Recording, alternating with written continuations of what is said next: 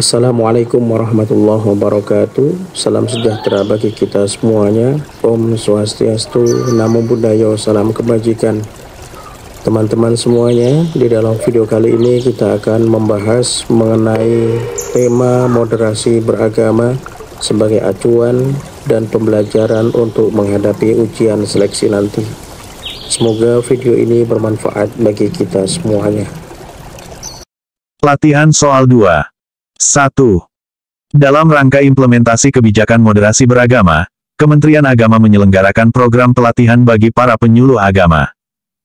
Seorang ASN Kementerian Agama ditugaskan untuk mengevaluasi efektivitas program tersebut. Metode evaluasi yang paling tepat untuk mengukur dampak jangka panjang dari program ini adalah A. Survei kepuasan peserta segera setelah pelatihan. B. Wawancara mendalam dengan pimpinan Kementerian Agama. C. Analisis perubahan statistik konflik keagamaan sebelum dan sesudah program. D. Observasi langsung kegiatan penyuluhan di lapangan. E. Studi longitudinal terhadap perubahan sikap dan perilaku peserta pelatihan. Jawaban yang tepat adalah E. Pembahasan dari pertanyaan di atas yaitu, bahwa A. Hanya mengukur reaksi jangka pendek. B. Tidak mengukur dampak langsung pada peserta.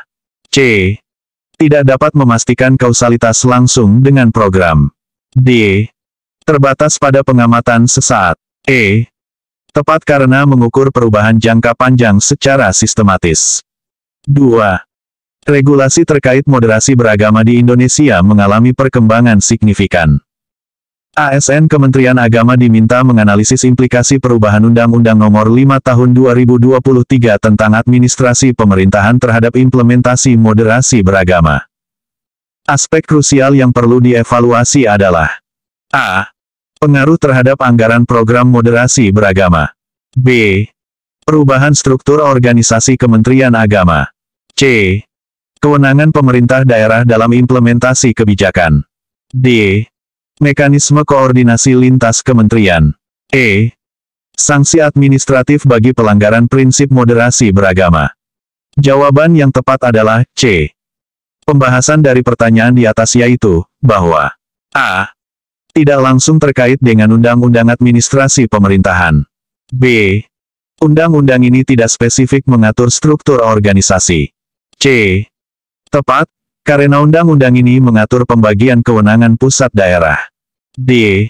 Penting, namun bukan fokus utama undang-undang ini. E. Undang-undang ini tidak mengatur sanksi spesifik terkait moderasi beragama. 3. Seorang ASN Kementerian Agama ditugaskan mengembangkan indikator keberhasilan program moderasi beragama dalam RPJMN tahun 2020 sampai tahun 2024. Pendekatan yang paling komprehensif untuk menyusun indikator tersebut adalah A. Fokus pada penurunan angka konflik keagamaan. B. Mengukur peningkatan partisipasi dalam dialog antaragama. C.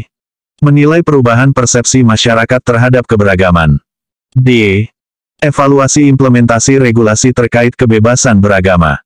E. Integrasi aspek kuantitatif dan kualitatif dari berbagai dimensi moderasi beragama. Jawaban yang tepat adalah E. Pembahasan dari pertanyaan di atas yaitu, bahwa A. Terlalu sempit, hanya satu aspek. B. Penting, namun tidak mencakup semua dimensi. C.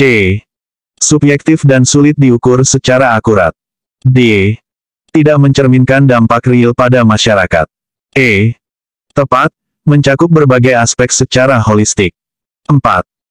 Dalam implementasi strategi nasional penguatan moderasi beragama, ditemukan ketidakselarasan antara kebijakan pusat dan daerah.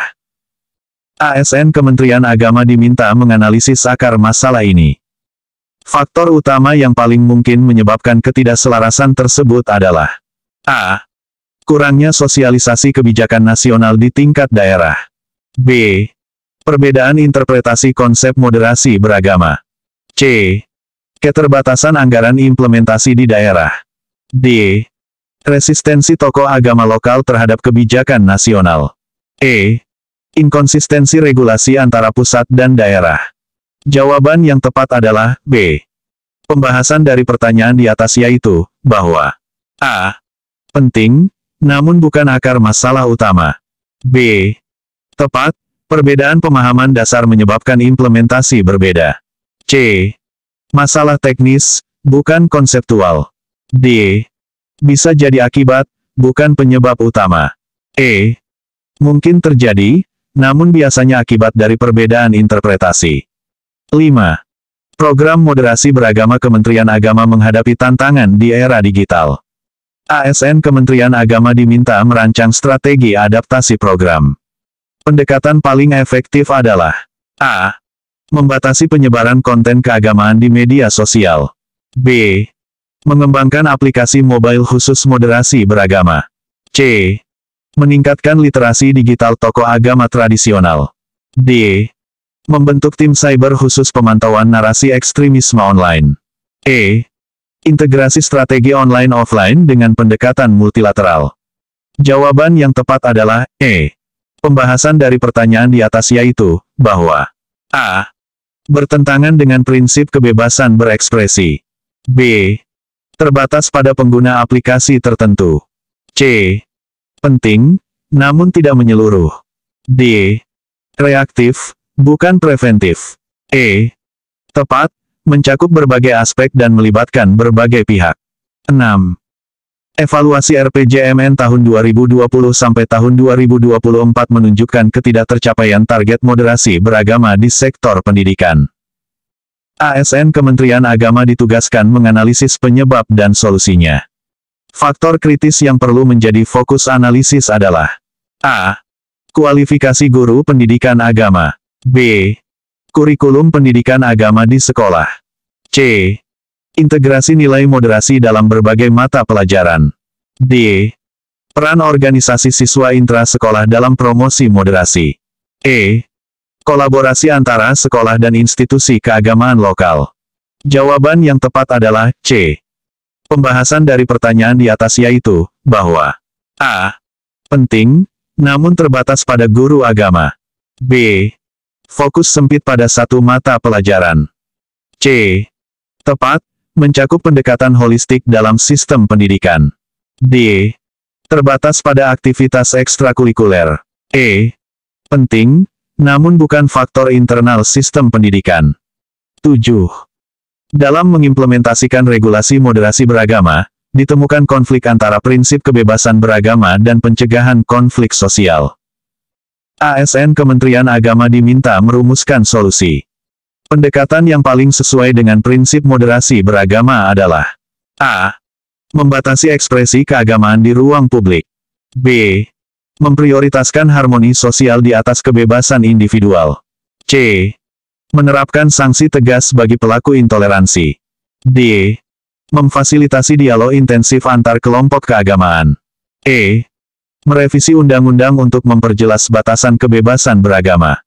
Jawaban yang tepat adalah D. Pembahasan dari pertanyaan di atas yaitu, bahwa A. Bertentangan dengan prinsip kebebasan beragama. B. Mengabaikan hak individual. C. Pendekatan punitif, bukan preventif. D. Tepat, mempromosikan pemahaman dan toleransi. E. Proses panjang dan berpotensi kontroversi. 8. Program moderasi beragama Kementerian Agama menghadapi resistensi dari kelompok konservatif. ASN Kementerian Agama ditugaskan menyusun strategi komunikasi publik. Pendekatan komunikasi yang paling efektif adalah A. Menekankan aspek hukum dan sanksi bagi penentang moderasi. B. Menggunakan narasi keagamaan tradisional untuk melegitimasi moderasi. C. Fokus pada manfaat ekonomi dari implementasi moderasi beragama. D. Mempromosikan tokoh agama moderat sebagai role model. E. Mengembangkan narasi moderasi yang mengakomodasi kekhawatiran kelompok konservatif. Jawaban yang tepat adalah E. Pembahasan dari pertanyaan di atas yaitu, bahwa A. Berpotensi meningkatkan resistensi. B. Bisa dianggap manipulatif. C. Mengabaikan aspek spiritual. D. Efektif, namun bisa memicu polarisasi. E. Tepat, membangun jembatan pemahaman. 9. Dalam implementasi strategi nasional penguatan moderasi beragama, ditemukan kesenjangan partisipasi antara kelompok usia. ASN Kementerian Agama diminta menganalisis dan merumuskan solusi. Pendekatan yang paling komprehensif adalah A. Fokus pada edukasi moderasi beragama di sekolah dasar dan menengah. B. Mengembangkan program khusus moderasi beragama untuk lansia. C. Memanfaatkan influencer media sosial untuk menjangkau generasi muda. D. Membentuk forum lintas generasi untuk dialog moderasi beragama. E. Menyesuaikan konten dan metode penyampaian moderasi beragama sesuai karakteristik tiap kelompok usia. Jawaban yang tepat adalah E. Pembahasan dari pertanyaan di atas yaitu, bahwa A. Terbatas pada kelompok usia tertentu. B. Mengabaikan kelompok usia lain. C. Efektif untuk generasi muda, namun terbatas. D. Baik, namun tidak mempertimbangkan preferensi tiap kelompok. E. Tepat, mencakup semua kelompok dengan pendekatan yang sesuai. 10. Program moderasi beragama Kementerian Agama perlu dievaluasi dampaknya terhadap kohesi sosial. ASN Kementerian Agama ditugaskan merancang metode evaluasi. Pendekatan evaluasi yang paling komprehensif adalah A. Survei persepsi masyarakat terhadap keberagaman. B. Analisis tren konflik keagamaan sebelum dan sesudah program. C. Studi kasus mendalam di daerah dengan tingkat keberagaman tinggi. D. Evaluasi perubahan kebijakan lokal terkait kerukunan beragama. E. Kombinasi metode kuantitatif dan kualitatif dengan pendekatan longitudinal. Jawaban yang tepat adalah E. Pembahasan dari pertanyaan di atas yaitu, bahwa A. Subjektif dan terbatas pada persepsi. B. Tidak mencakup aspek positif kohesi sosial. C. Terbatas pada area tertentu. D. Fokus pada aspek kebijakan, bukan dampak sosial. E. Tepat, memberikan gambaran komprehensif dan jangka panjang.